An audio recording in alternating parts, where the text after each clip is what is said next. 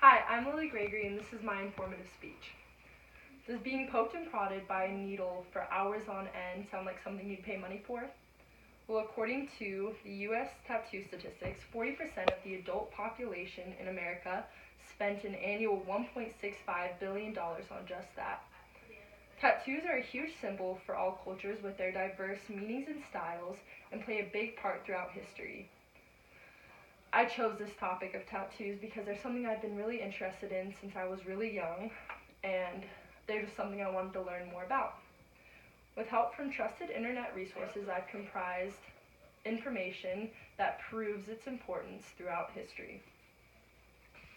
Today I'll be talking about what tattoos are, where they originated from, and how they're seen in different cultures.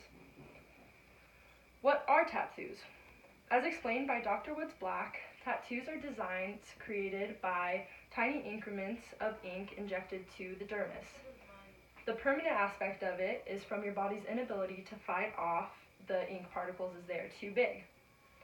Whether tattoos are done at home, in a jail cell, or tattoo shop, there are millions of different styles, designs, and ways to get tattoos.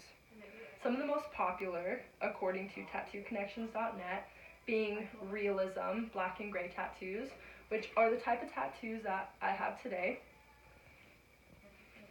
In today's society, tattoos are used as a form of self-expression. They're permanent body art to tell a story, whatever your story may be, and to set you aside from each individual person in society. They weren't always seen as acceptable, as it's actually pretty recent. They used to be seen as a sign of social rebellion and were frowned upon, even in the early and mid-1900s. We've talked about what tattoos are. Now let's consider where they originated from. Tattoo-marked mummies dating back to 2000 BC were uncovered in Egypt, as explained by Kay Lineberry.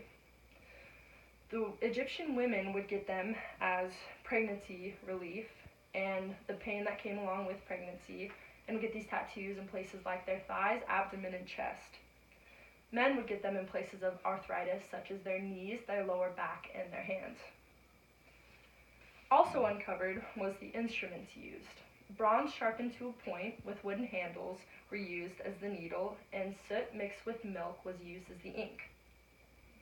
New evidence has proven that tattoos date back even earlier than that.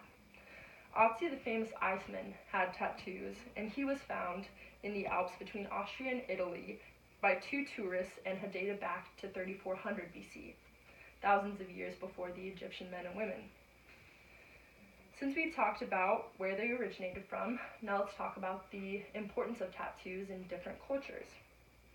In the Greek and Roman cultures, Dr. Woods Black explains that these men and women would get them as signs of loyalty to different churches and religions.